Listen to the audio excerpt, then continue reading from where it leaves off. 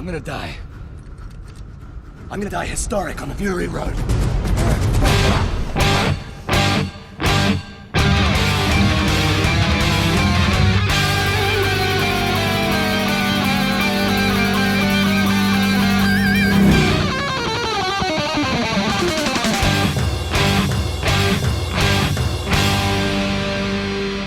Welcome to the Mad Max Minute.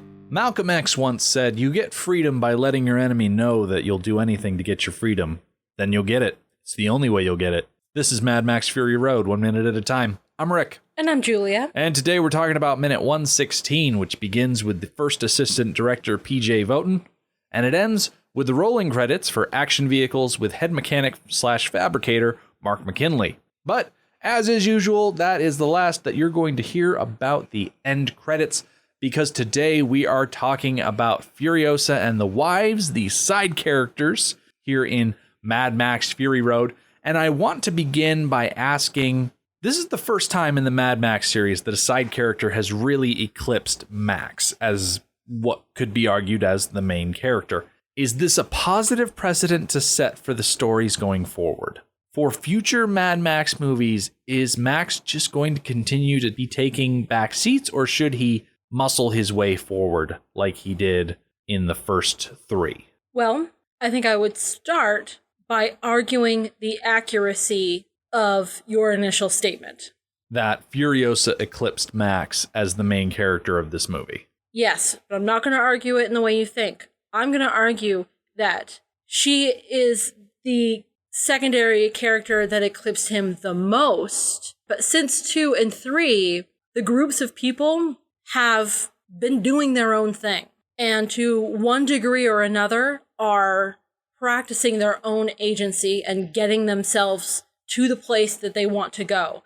Now, they need Max's help to do it, and he does help, either reluctantly or for a deal, for whatever his motivation is, he does help. But I think as we have gone down the line from 2 to 3 to 4, the group or the character have been becoming more and more independent of Max. Not to speak ill of Mike Preston and Helen Bidet, but is it just that Charlize Theron is so charismatic and so engaging as an actress? Is that why Furiosa stood out so much compared to Pappagallo and Savannah Nix and all of the others?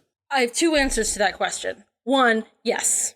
Okay. She's Charlize Theron. She is one of the most beautiful women in acting today. She's incredibly talented. She's going to steal the screen, whatever screen she's on. Second answer is that we're looking through the lens, and we can't change the lens we're looking through. We're looking through the lens of 2019.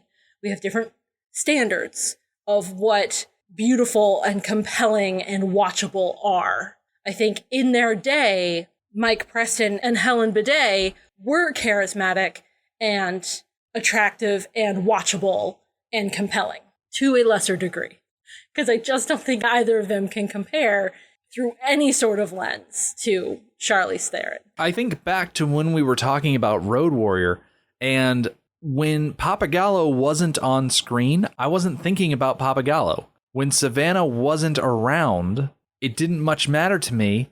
Oh, gee, here we are spending half an hour in Bartertown. I wonder what Savannah's off doing. Because sure, I have seen that movie multiple times. I know that she's out there doing something, but I don't care what she's doing. You watch this movie, and when Furiosa isn't on screen, you're invested in what Furiosa is doing. She captures the imagination in a way that none of the other side characters did. I think we might be looking at this question a little bit differently than each other. Okay.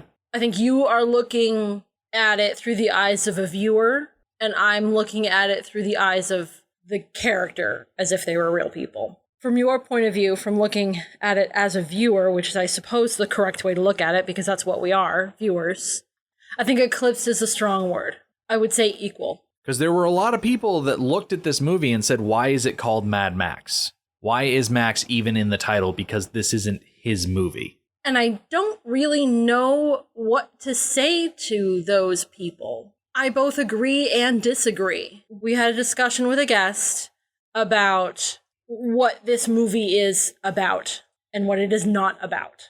And it is about women looking for freedom. And the struggle with that point of view is that we are brought into this group through Max. So we're looking at this story about women through a man's eyes.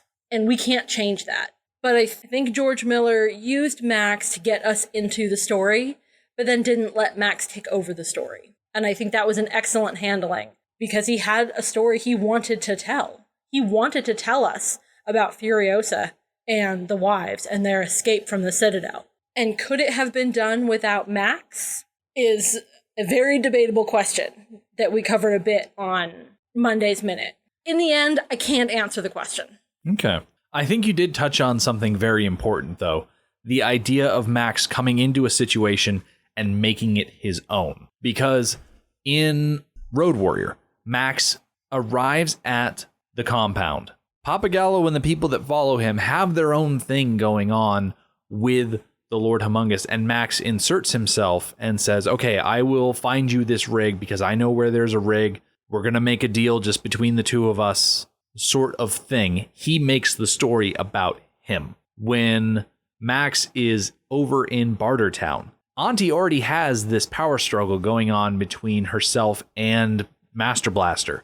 And so Max comes in, gets hired as an assassin, and the story then becomes about him figuring out how he's going to kill Master Blaster.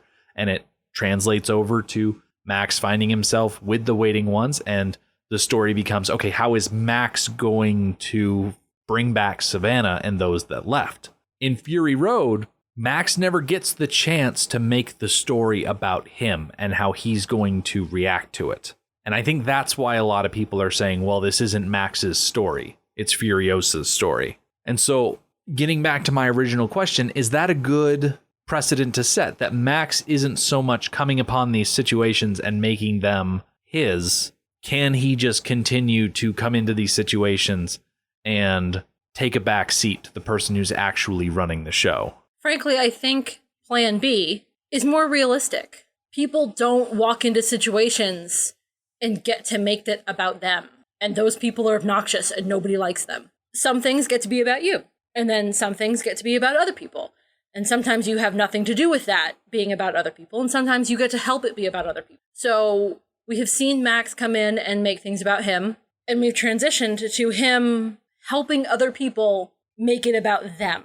And I think we saw the moment where it could have gone either way. After Max had commandeered the war rig, and he is at that moment where he either has to let the women in the rig or sit and wait for the war party to catch up to them. When he lets them in, the way he handles that whole situation, I think, could have diverged into him making it all about him. He could have taken control. He could have said, I'm going to drive, we're going to go to this place, and we're going to do this thing. Instead, he slid over to the passenger seat. Furiosa got in the driver's seat, and she already had a plan in place, and she carried out that plan. I think it's also that Furiosa exhibited to Max an ability to match him in ability. Savannah was a leader in the Waiting Ones, but she didn't have the charisma that Max did to figure out that the walking stick was actually a gun and then exert this supernatural looking power. He was able to physically overpower Papagallo. No one before has been able to match Max in ability. Furiosa exhibited in the initial interaction they had that she could match him in both of those areas. And so when he slid over, he was really conceding the reins of the story. There was no way for him to take control there. And I think I'm okay with Max continuing in that way in future movies because it does allow us for more Furiosa type characters. Yes. And we definitely learned to the greatest extent that we ever have in Fury Road that Max is not the only badass out there. There are other people who are skilled and capable and brave and motivated who can fight for people the way that Max does. He doesn't have to do it all by himself. Now, speaking of other movies, people from the past in this series, we found here in Mad Max Fury Road a group of younger than Max individuals that just seemed to be hangers-on in the situation. And I'm, of course, talking about the wives. They were an accessory to the story that arguably gave the story its driving motivation. We've got to protect these people. Well, this isn't the first time we've seen that in a Mad Max movie. We had the waiting ones and the kids that left the crack in the earth. And you look back on Beyond Thunderdome, you talk to people about it, and they're like, oh, Thunderdome was so goofy because of all the kids, and they were so annoying. What is the major difference between the kids and the wives? My very first answer is going to be the most superficial, and that's looks. The wives are sexy. They are scantily clad. They are beautiful. They've got boobs and pretty hair. That's the difference. Our society, including us, might I add, isn't the biggest fan of kids. We devalue them, and we devalue their opinions. They're good for tax breaks. And they're cute on Facebook, and that's kind of it. But other than that, we want them to go to school and do their homework and be off in their own little worlds, not shaking things up too much. Right. Until they can be contributing members of society. I'm glad that you worded it that way instead of exploited for their labor. But, 6 of one, half dozen of the other. That contributing members of society line in the sand is very important because we look at Cheeto. We think she's 15, 16 in the movie? Yeah. Well, how old did we think Savannah was? 15, 16. Right. Older than that, because seriously, she had a child who was way too old for her to be only 15 or 16. So they definitely overlap in ages. And Slake was 18 or 19. Easily. He did not have a child's body. No. He had gone through puberty at that point. Thoroughly through puberty. That's why he had gone all the way through puberty. That's why his name was Slake Mathirst. Yup. Okay, I definitely see where you're coming from. The whole people would rather look at a bunch of attractive literal runway models than a bunch of grimy looking kids dressed up in animal furs and feathers. Who talk funny. They also talk funny. Although the Dag talks pretty funny. Yes, she does. That brings me to my second point. Beyond just the aesthetics is the education level. Again, our society devalues people with lower education, and it values people with higher education. The wives were more highly educated than the waiting ones, who could barely speak English. Their speech was a big part of why people thought that movie was goofy, even though it made so much sense. I loved their speech. It just fit in so perfectly with what happened to them and how they have been making do. Then we have the wives, who are much more well taken care of on the front of food, although the waiting ones were well fed because they were in the crack in the earth. They were in this oasis. Right. So that wasn't a problem. It's not like they're malnourished, ugly little things. But the wives are clean and well read, and I'm guessing at least one of them knows how to play the piano, if not all of them. They wouldn't have a grand piano in the sanctuary harem if none of them knew how to play the piano. Yeah. So I think that is the second reason why the wives are okay, why they are a compelling group that needs help, and the waiting ones are not. Okay. I definitely see where you're coming from, because my big argument as far as the waiting ones were concerned was they show plenty of concern for their fellows and ingenuity and bravery and little bits of know-how here and there. I didn't see a lot of differences in the actions taken by the waiting ones versus the wives. We even lose one of them. We lost Finn McCoo, we lost Ing Herod, same difference. I said with an upward inflection to make it sound like a question. I think that is definitely a comparison that can be drawn. And also the issue of procreating. Both of them have procreating issues. And they're very different from each other. The wives have been victims of rape, but 2 of them are pregnant. And they don't want their children born into this society. It's one motivator for getting out of there. And then the waiting ones have already procreated. Doesn't seem to be a big deal to them. But they want more. Not just for the children of the children. They want more for everybody. They don't seem to differentiate between first generation and second generation. They're just people. But they want more. They want something better. Which is an admirable goal to have moving forward. I think the moment that you get satisfied with exactly what you have, you start getting a little bit complacent, and then you start getting stagnant. But that's beside the point altogether. Both groups hear stories and rumors in their different ways of something better. The Green Place, the River of Light, Mrs. Walker, places that look or sound more attractive than the place they are now.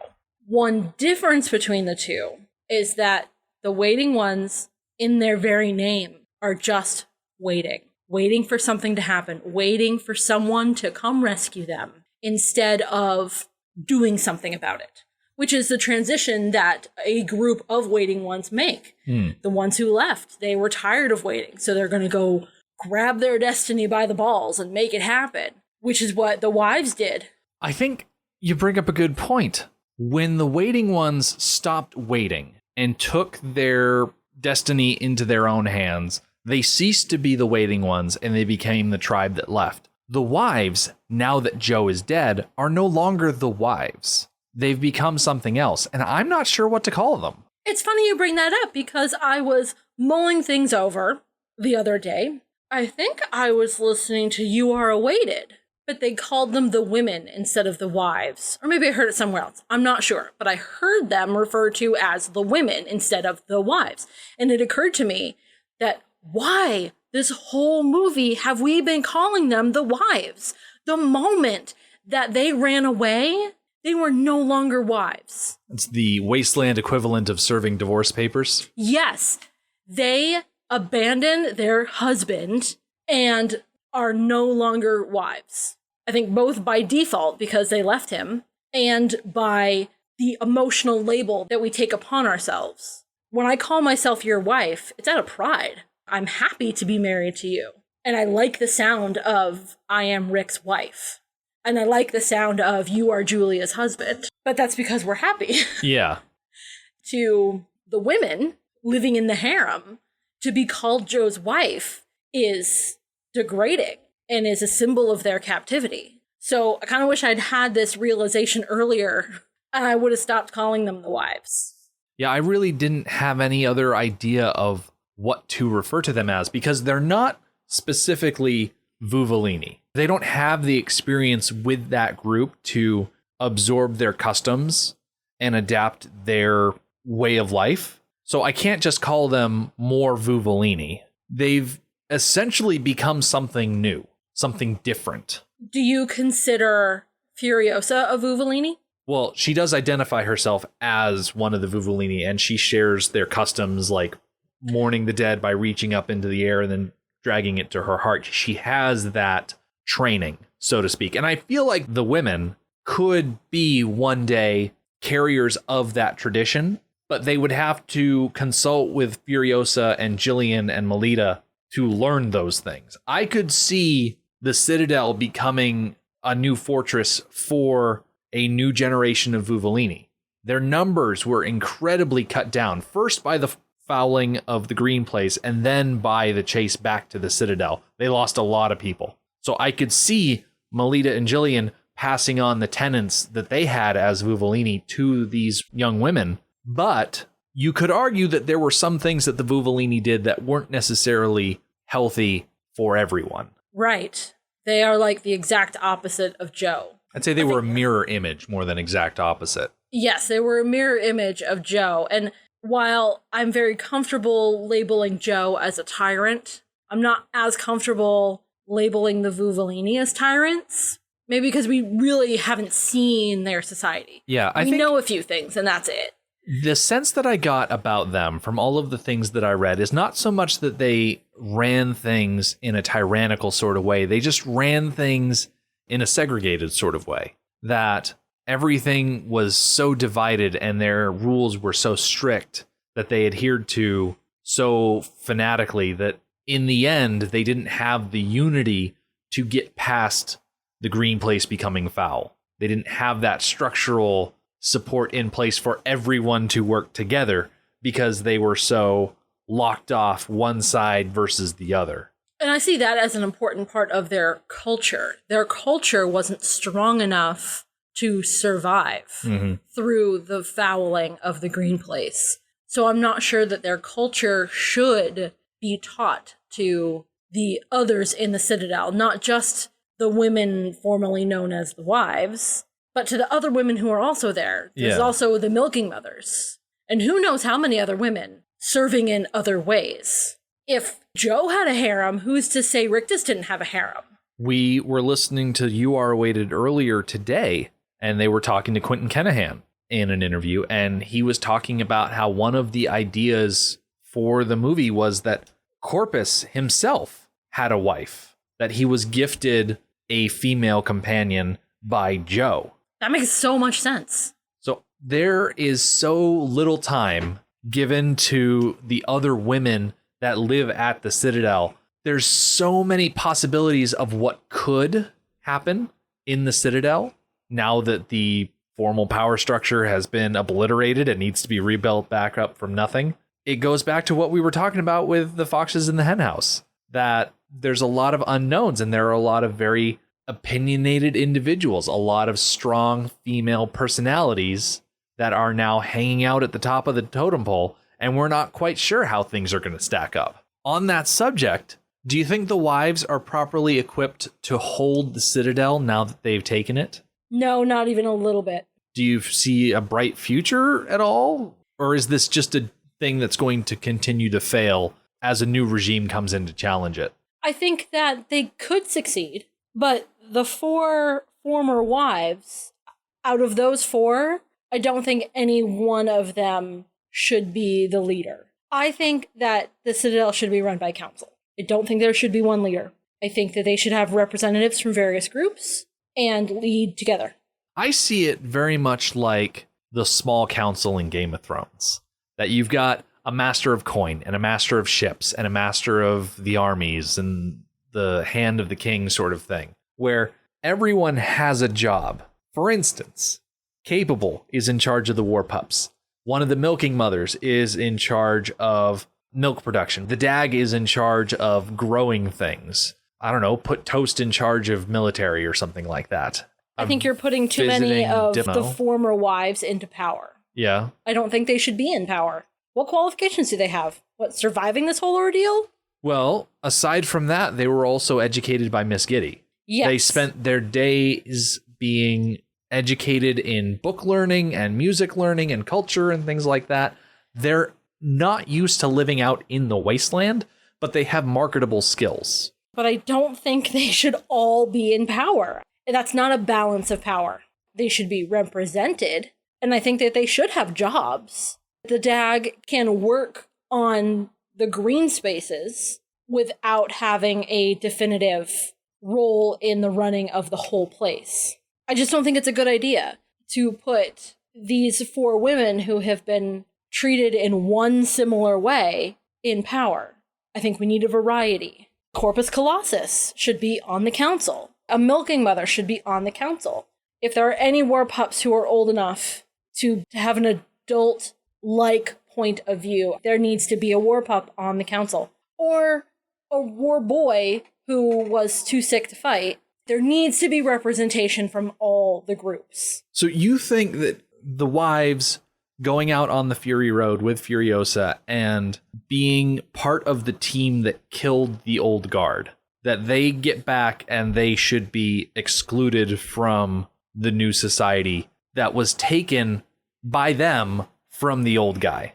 Okay, 2 things. No, I don't think they should be excluded. I think one of them should be on the council, and then the other ones, because you're right, they are smart and capable, and then the other ones have jobs to do. But I think one of them should be on the council to represent their faction, their category of people. My second point is from Game of Thrones. What's-his-face Baratheon was the one who waged war against the Targaryens and who took over. Robert, yeah.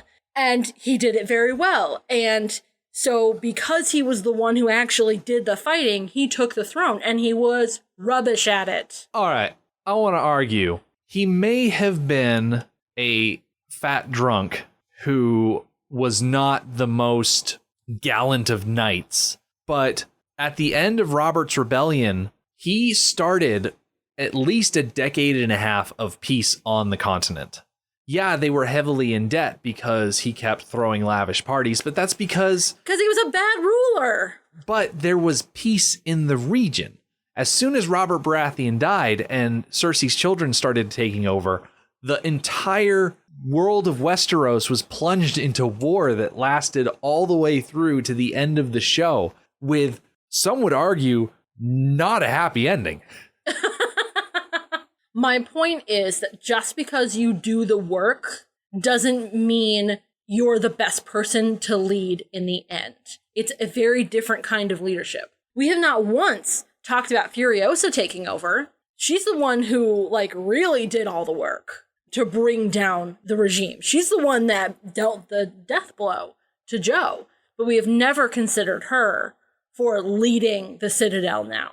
That goes back to the question of, does Furiosa even survive past the end of the movie? We see her go up the elevator, but she still has not one, but 2 puncture wounds in her abdomen. She's got some sort of strange blood transfusion from a fairy princess that who knows what that's going to do to her body. Does Furiosa even want to run the place? Well, for sure she doesn't want to run it. I mean, do the wives even want to run it?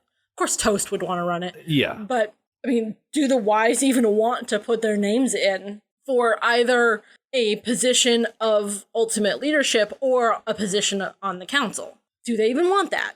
I would argue no, except for Toast. Yeah. It's rough because there's a lot of unknowns, and I don't think that we're ever going to get a definitive answer. We get a definitive answer at the end of Road Warrior because the voiceover's like, oh, in time, I became the chief of the Great Northern Tribe. By the way, I'm the Feral Kid. Hey. And then at the end of Beyond Thunderdome, we get to see Savannah surrounded by all of these people, and she's there as the master storyteller, telling them about all of this stuff that they do. And we know that there's a definitive end. Despite Max being able to see the end of the road in this movie, we don't get to see the end of the road in this movie. Yeah, for once, we're in Max's shoes at the end of the movie. We have no information that he does not have, which is an unusual place for us, and it's uncomfortable. Mm-hmm. Which is why we're just going back and forth with this whole idea of council versus dictatorship. I don't think we have ever debated an ending so much as this one. Does that make it a good ending? I don't think that makes it a good ending. I think it is a good ending. But I also thought the other movies ended well, too. So, all of these unknowns about how things are going to move into the future, I think that is on the pro list for the type of ending, as opposed to the con list. But I don't think it has to be. So that pretty much brings us to the end of today's episode. We're going to put a pin in our conversation so we can come back on Friday. We are going to be rounding out the week with a focus on the Citadel. But we're done talking about the future of the Citadel. It's time to talk about the past, namely Immortan Joe, Nux, the War Boys, the Sons, all of them. It's time to talk about bad guys when we come back on Friday. The Mad Max Minute podcast is a fan project by Rick and Julia Ingham. The Mad Max franchise was created by George Miller and Byron Kennedy, is presented by Kennedy Miller Mitchell Productions, and distributed by Warner Brothers. Mad Max Minute is produced and edited by Rick Ingham. Our opening music is Verdi's Dies Irae by Daniel Bautista of danielbautista.com. Our home on the internet is madmaxminute.com. You can follow us on Twitter at madmaxminute, like us on Facebook by searching for Mad Max Minute, and join our Facebook listener group, Mad Max Minute Beyond Microphone. If you'd like to support the podcast, visit madmaxminute.com, where you can see what's in our TeePublic store, join our Patreon, or even donate to the show to help us keep the tanks full. Thank you for joining us for Minute 116 of Fury Road. See you next time.